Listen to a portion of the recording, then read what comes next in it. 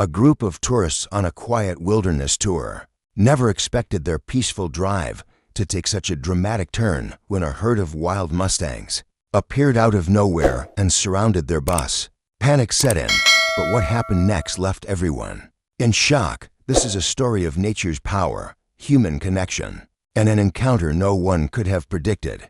Before we dive in, make sure to like this video, subscribe to our channel, and turn on notifications so you don't miss more unforgettable stories like this one.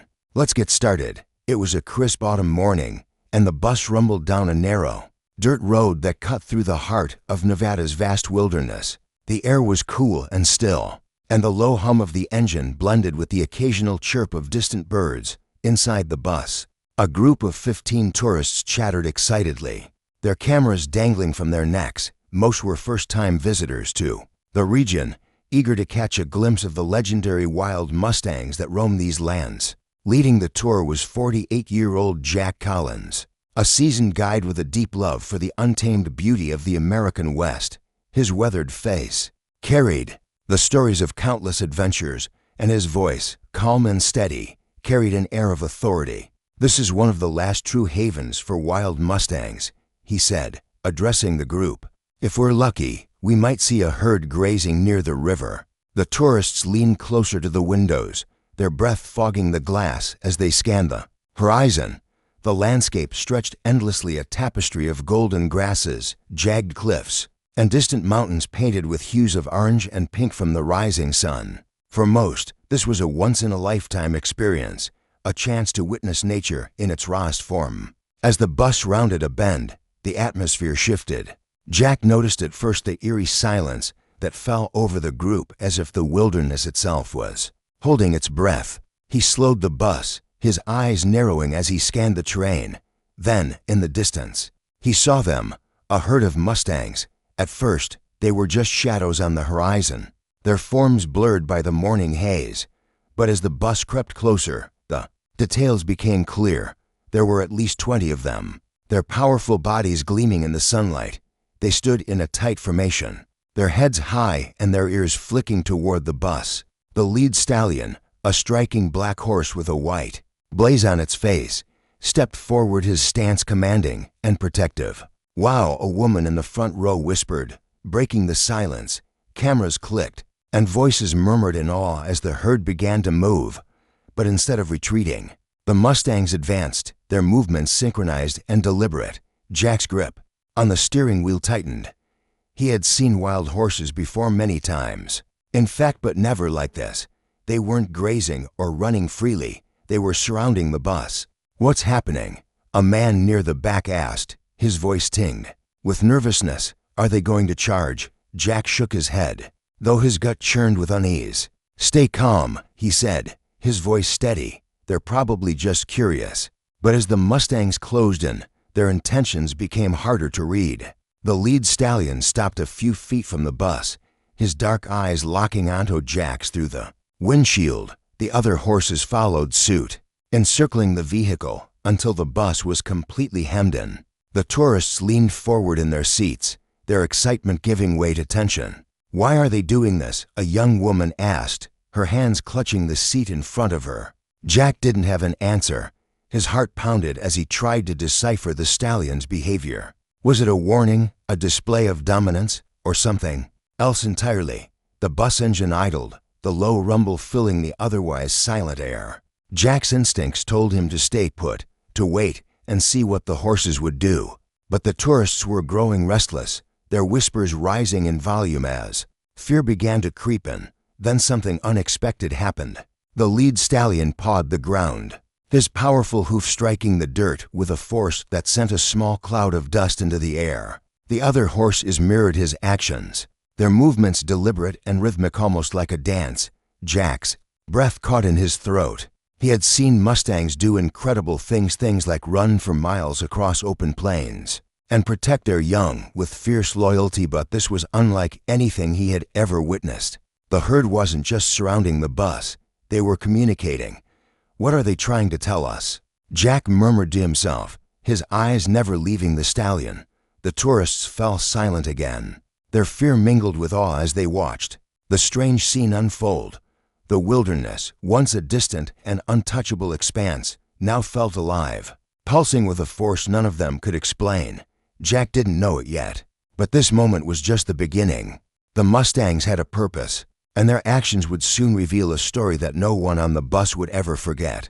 The bus sat motionless on the dirt road, its engine rumbling softly as the herd of Mustangs maintained their tight circle round it. Jack Collins gripped the steering wheel, his sharp eyes flicking between the lead stallion and the rest of the herd. The black horse with the white blaze remained unyielding, his gaze locked on Jack as if demanding his attention. The tourists inside the bus sat frozen, their excitement now replaced by a mix of fear and curiosity. Cameras dangled forgotten from necks, and whispers spread through the group like wildfire. "Why aren't they moving?" a man asked from the back. "Maybe they're just curious," offered someone else, though the uncertainty in their voice betrayed their unease. Jack held up a hand to quiet the murmurs. "Let's stay calm," he said, his voice low but firm. "Wild horses are highly intelligent. They don't do anything without a reason." But even as he spoke, his own unease grew. He had led countless tours through Mustang territory, and while he'd seen these animals display curiosity before, this behavior was different. It wasn't curiosity, it was the intention. The lead stallion pawed at the ground again, his hoof striking with enough force to kick up a puff of dust. The rest of the herd mirrored his movements, their synchronized actions creating a strange, almost hypnotic rhythm. Jack's pulse quickened as he tried to make sense of it. "They're trying to tell us something," he muttered to himself. Beside the bus, a young chestnut mare whinnied, her high-pitched call piercing the still air. The sound sent a shiver down Jack's spine. It wasn't a casual sound. It was urgent, almost distressed. The tourists leaned closer to the windows, their breaths fogging the glass as they watched the mare. "She looks upset," someone said quietly. Jack nodded, his mind racing. Wild horses communicated through subtle cues, body language, vocalizations, and even the positioning of their ears. The mare's behavior, coupled with the stallion's commanding stance, painted a picture Jack couldn't ignore. Something was wrong. "Stay here," Jack said, standing abruptly. "What, you're going out there?" a woman in the front row asked, her voice rising with alarm. Jack grabbed his jacket from the back of his seat and pulled it on. "If they're acting like this, there's a reason. I need to figure out what it is." He stepped off the bus, the crunch of his boots on the dirt road breaking the heavy silence. The cold air stung his face, but he kept his movements slow and deliberate as he approached the lead stallion. The black horse didn't flinch as Jack drew closer, his ears flicked forward, his body tense but steady. Jack raised his hands, palms out, in a gesture of peace. "It's all right," he said softly. "I'm just here to help." The stallion snorted, his breath visible in the cool morning air. He pawed the ground again, his hoof scraping the dirt in a way that almost seemed to point toward the trees. Jack followed his gaze, squinting into the dense forest that bordered the road. "What is it, boy?" Jack murmured, taking a step toward the trees. The stallion whinnied sharply, the sound cutting through the air like a warning. Jack froze, his heart pounding. Slowly, he turned back to the herd. The chestnut mare from earlier had moved closer to the bus, her ears pinned back and her movements agitated. "What's going on out there?" one of the tourists called from the bus. Jack didn't respond. His focus was entirely on the herd now, his instincts as a guide and animal lover taking over. He crouched low, his eyes scanning the ground for any clues. That's when he saw tracks, deep hoofprints, mixed with skid marks in the dirt, led away from the road and into the forest. The marks were erratic, as if an injured horse or perhaps a group had been dragged or struggled through the undergrowth. Jack's stomach tightened. He stood and turned to the lead stallion. "Is this what you're trying to show me?" he asked. Aloud, his voice barely above a whisper, the stallion snorted again, his dark eyes intense and unwavering. It was as if the horse understood his words.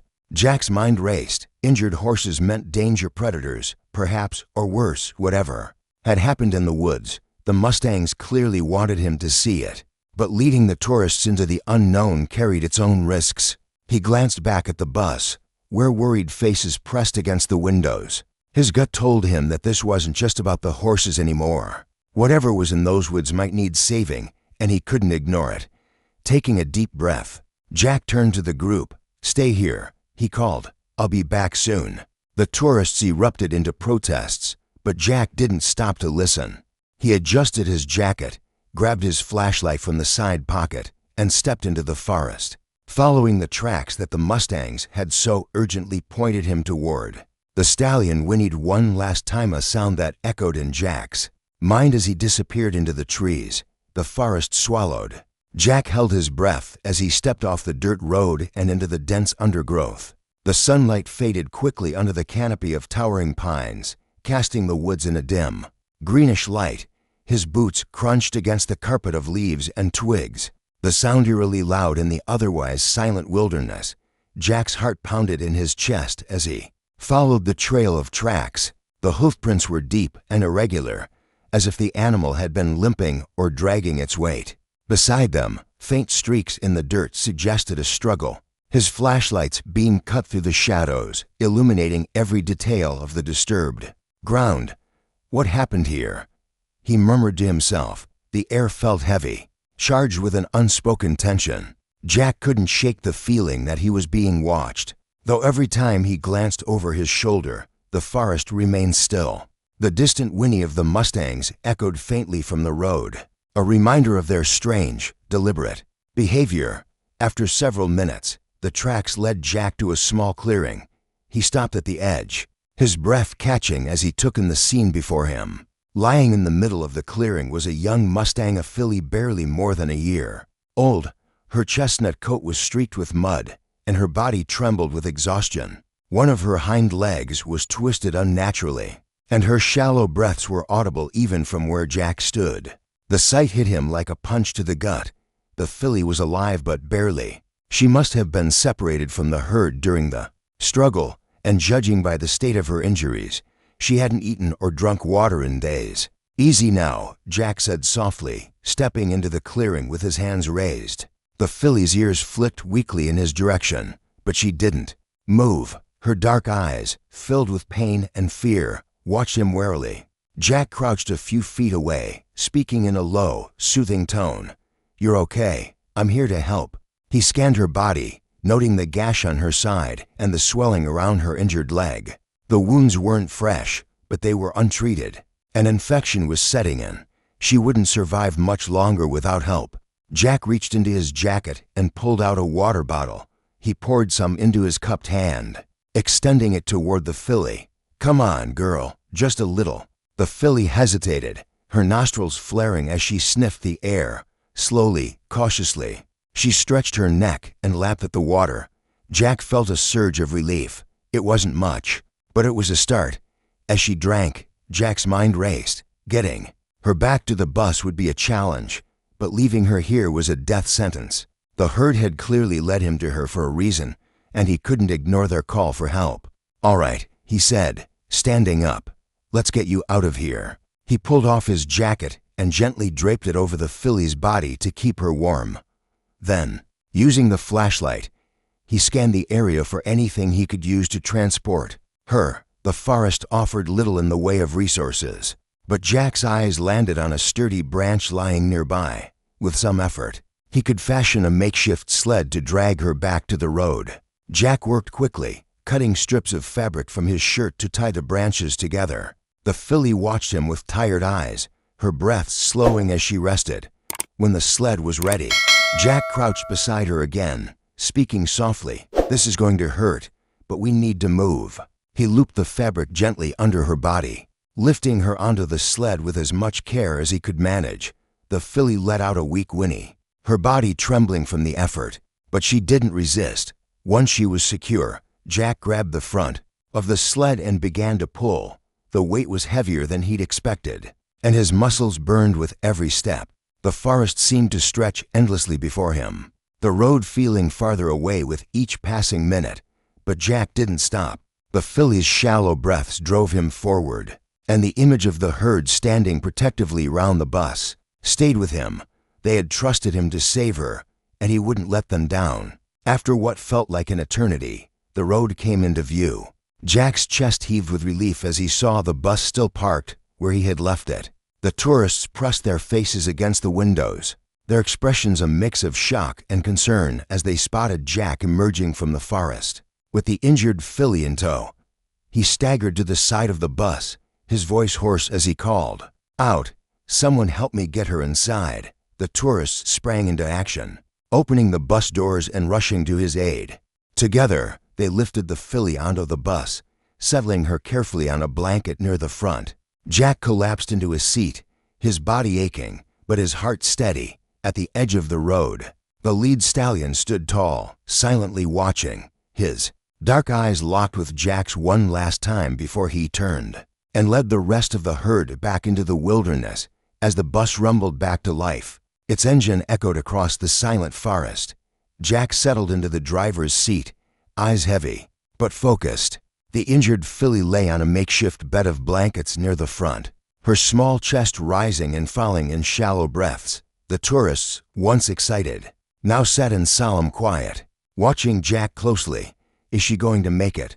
a woman asked softly from the second row. She clutched her camera tightly as if it could somehow capture hope.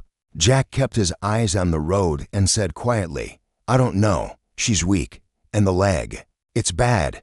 But we're going to try." The herd had vanished into the trees, their silent mission seemingly complete now that the filly was in Jack's care. But their departure left a strange emptiness behind, like the torch of responsibility had been passed to him alone. The road ahead twisted through miles of rough, unforgiving terrain. Jack had already called a local veterinarian, who promised to be waiting at the clinic. Still, every bump, every jolt of the bus felt like a battle against time. "Keep her calm," Jack said to one of the tourists, a middle-aged woman who had offered to sit near the filly. She gently stroked the young horse's neck, whispering soothing words, though her own face showed clear worry. As the bus climbed a steep hill, the engine groaned under the strain, and Jack's grip on the wheel tightened. Loose gravel and uneven dirt threatened to pull the vehicle off course, and the added weight of passengers and the injured filly only made it worse. Then, without warning, a loud thud rattled through the bus. A harsh scraping noise followed, sending a jolt of panic through the passengers. Jack slammed the brakes, skidding the bus to a halt just inches from a sharp drop-off. Gasps filled the cabin. "What was that?" someone cried. Jack grabbed a flashlight and stepped into the cold air, crouching beneath the vehicle. His heart sank.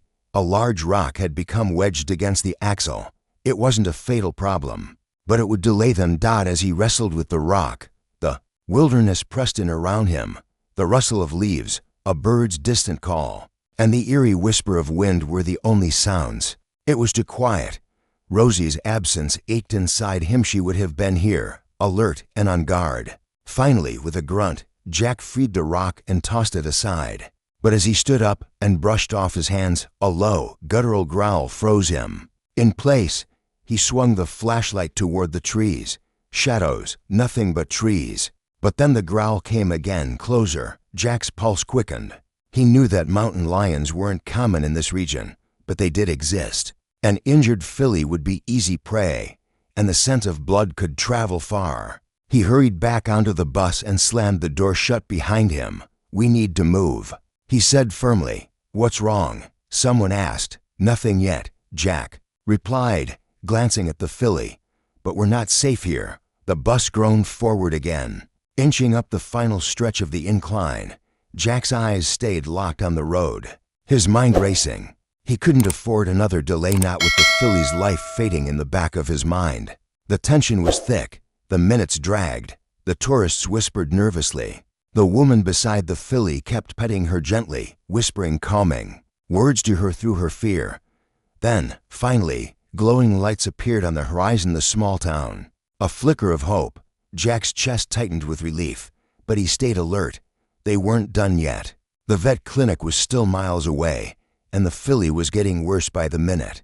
Jack grabbed his phone and called the veterinarian. "We're 5 minutes out," he said, urgency sharp in his voice. "Be ready." When the bus pulled into the clinic's parking lot, the vet and her assistant were already there. Stretcher in hand, Jack jumped from the seat, his fatigue gone in a flash.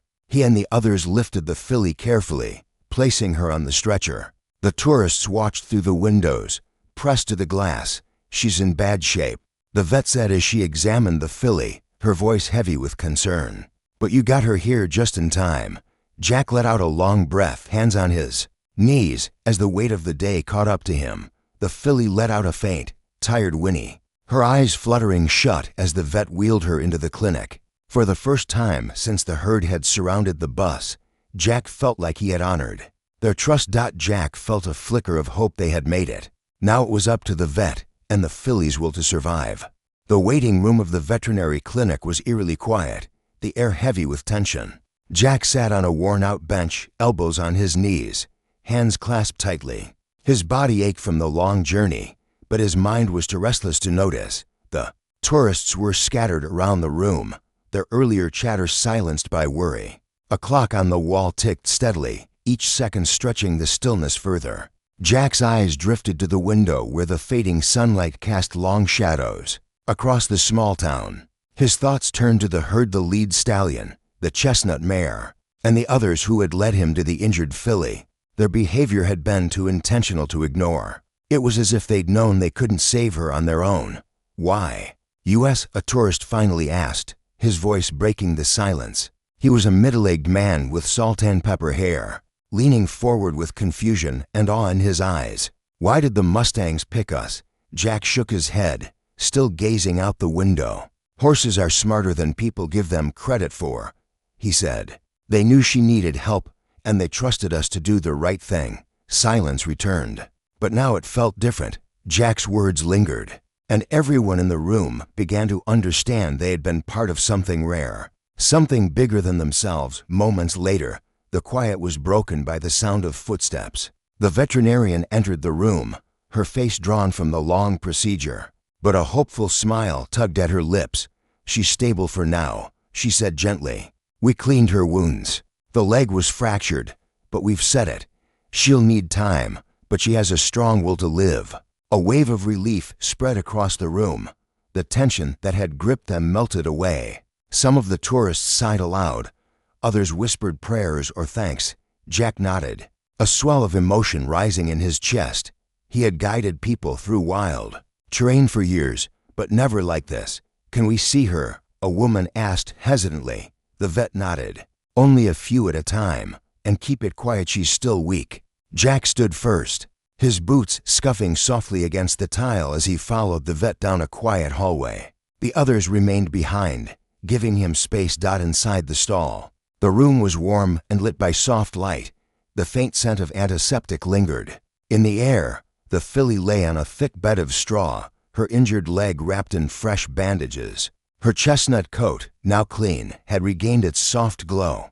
Jack crouched beside her, slow and careful. "Hey there, girl," he whispered. Her ears twitched. At the sound of his voice, she turned her head, weakly but willingly, her dark eyes meeting his. They were tired, but they held something else too, recognition. "You've got a lot of people rooting for you," Jack said softly. He reached out, gently brushing her neck. The filly gave a faint whinny. Her breath was warm against his hand. It was a small gesture, but it spoke volumes. For a few moments, the world outside faded. There was only Jack and the filly. Their lives were forever changed by the day's events. She had fought to survive, and he had answered the call to save her. Together, they had defied the odds. Jack rose to his feet, pausing one last time at the door. The filly's eyes were half closed, her body finally at peace. "You're going to be all right," he whispered with a quiet smile. Back in the waiting room, the tourists looked up as he returned. "How is she?" someone asked. Jack nodded. His voice was calm but filled with quiet pride. "She's a fighter. She'll pull through." A shared sense of relief spread among them. The journey had changed them all. They had come to see wild Mustangs, but they would leave with something far more lasting, a story of survival, trust, and the unbreakable bond between humans and nature. That night, as Jack returned to his motel, he couldn't shake the feeling that they were still being watched. Somewhere in the vast wilderness, the lead stallion stood tall, his dark eyes scanning the horizon, silent, proud, and at peace. Jack didn't know if he would ever see them again, But he knew one thing for certain: they had placed their trust in him, and he hadn't let them down. The morning sun streamed through the windows of the veterinary clinic, bathing the small waiting room in a golden glow. The tourists, who had spent the night in a nearby motel, gathered once again there, faces filled with hope and quiet anticipation. Jack was already there, leaning against the counter with a steaming cup of coffee in hand, his eyes fixed on the hallway that led to the recovery stalls. Dr. Emily Harper emerged from the back, her face calm but focused. She offered the group a small, reassuring smile. "The filly made it through the night," she said, her voice steady. "Her vitals are stable, and she's even eating a little. That's a very good sign." A collective sigh of relief filled the room. Smiles were exchanged among the group, their shared ordeal having forged a bond that would outlast the trip. For many, this was more than a story. It was an experience that had quietly reshaped them. Jack set down his coffee and stepped toward Dr. Harper. "What's next for her?" "She'll need a lot of care," Dr. Harper replied, her expression softening. "The leg will take weeks to heal. We'll need to watch for signs of infection. But she's a strong one. I think she'll make it." Jack nodded, his thoughts already racing. He had connections at a Mustang sanctuary a few hours away, a place devoted to the rehabilitation and rehoming of wild horses. If the filly recovered well enough, she might have a future there, a new life. Freedom, once more. As the group was allowed to visit the filly in pairs, Jack hung back, letting the others take their turns. He watched as they approached her stall. Voices hushed with awe and reverence. Cameras clicked, but the photos weren't just mementos now. They were symbols of something deeper: survival, compassion, and hope. One by one, the tourists returned, their faces lighter. A young woman with a camera slung around her neck approached Jack, eyes wide with wonder. "I still can't believe it," she said quietly. "How they led us to her. How they knew." Jack nodded, his gaze thoughtful and distant. "Mustangs are survivors. They look out for their own, and sometimes they trust us enough to ask for help." She smiled faintly. "They chose the right person." Jack didn't answer, but her words stayed with him. For most of his life, he had guided people through the wild, helping them see its beauty, its power. But this had been different. The herd's trust had been a gift, one he would never forget. Later that afternoon, as Jack prepared to leave the clinic, Dr. Harper approached him with a clipboard in hand. "The sanctuary you mentioned," she said, offering him the form. "I've been in touch. They're willing to take her once she's stable enough to travel." Jack took the clipboard, his heart lifting. "Thank you. I'll make sure she gets there. You've already done so much," Dr. Harper said, smiling. "It's rare to see someone go to these lengths for a wild horse." Jack shrugged, his tone modest. "She deserves a chance."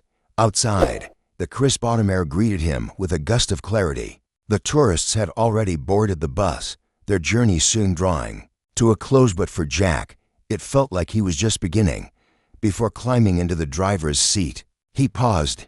In the distance, beyond the edge of town, the wilderness stretched endlessly, its secrets hidden among the rolling hills and dense forests. And for a moment, he could almost see them: the herd, the lead stallion standing proud, his dark eyes watching from afar. Jack didn't know if their paths would cross again, but he felt their presence, like a whisper in the wind. He turned back toward the bus, his voice steady. "All right, folks, let's head back." As the bus rumbled down the road, the tourists spoke in low voices, sharing their reflections. Some talked about the filly's resilience, others about the herd's remarkable intelligence. But for all of them, it was clear this hadn't just been a chance encounter with wild Mustangs. It had been a reminder of trust, of courage, of the fragile but beautiful balance between humans and the wild. Jack glanced into the rearview mirror, watching the small town fade behind them. He didn't know exactly what the future held for the filly, but deep down, he felt a quiet certainty. She would make it. And perhaps one day he would see her again. Weeks had passed since the dramatic rescue, and Jack now stood at the gates of the Mustang sanctuary. The air was crisp, filled with the scent of pine and the faint rhythm of hooves against the earth. In the distance, rolling hills stretched endlessly, dotted with grazing horses whose manes rippled in the breeze. It was a place of peace and freedom, a world apart from the rugged wilderness where the filly had once lain broken and alone. Jack leaned against the wooden fence, his eyes fixed on the young filly standing in the paddock before him. Her chestnut coat, once dull and matted with blood and dirt, now shone under the sunlight, a living testament to her resilience and the care she had received. Though her leg remained bandaged, she moved with cautious confidence. Her steps no longer faltered. "She's come a long way," said Claire, the sanctuary's director, joining Jack at the fence. Her voice was warm, her smile gentle. "When she arrived, I wasn't sure she'd make it, but she's a fighter." Jack nodded, his gaze never leaving the filly. She had a lot of people rooting for her, and a herd that wouldn't give up. Claire chuckled quietly. "I've worked with Mustangs for years, but I've never heard a story like hers. It's almost as if the herd knew you'd help." Jack's lips curved into a faint smile. "They didn't give me much of a choice." The two stood in silence as the filly lifted her head. Her dark eyes locked onto Jack's, and for a brief moment, the rest of the world seemed to fade. She took a slow, tentative step toward the fence, her ears flicking forward. Jack extended his hand, and she nuzzled it gently, her breath warm on his skin. "You've got a good life ahead of you now," he whispered. "You're safe here." The sound of hooves in the distance drew his attention. On the far side of the paddock, a group of Mustangs galloped across the open field, their movements fluid, powerful, and free. And among them was a black stallion with a white blaze. Jack's breath caught in his throat. "It's him," he murmured, his voice barely audible. Claire followed his gaze, eyes narrowing. "The lead stallion." Jack nodded slowly, disbelief. In his eyes, the stallion had returned. The majestic horse slowed as he neared the paddock, his ears flicking toward the filly. The rest of the herd followed, their bodies forming a protective arc. The filly let out a high-pitched whinny, her frame trembling with excitement. She moved toward the fence, her energy shifting, eager, electric. Jack stepped back to give her space. The stallion stopped just short of the fence, his eyes fixed on the filly before turning toward Jack. There was something in his gaze, recognition, maybe even gratitude. Jack felt the weight of it deep in his chest. "He came back for her," Claire whispered, her voice full of wonder. The filly paced along the fence, her whinnies growing louder as the herd lingered. Jack felt his heart tighten. He had spent weeks ensuring her survival, but this was her true home. Her family had returned. "She's ready," Jack said, his voice steady despite the lump rising in his throat. "Let her go." Claire hesitated. "Are you sure? She's still recovering. She's strong." Jack interrupted gently. "Stronger than any of us gave her credit for. She belongs with them." Claire nodded, her expression solemn but understanding. She moved to the gate and opened it slowly. The filly paused, hesitant at first. Then, with a quiet step forward, she crossed the threshold. The herd moved closer, the black stallion letting out a deep, welcoming whinny.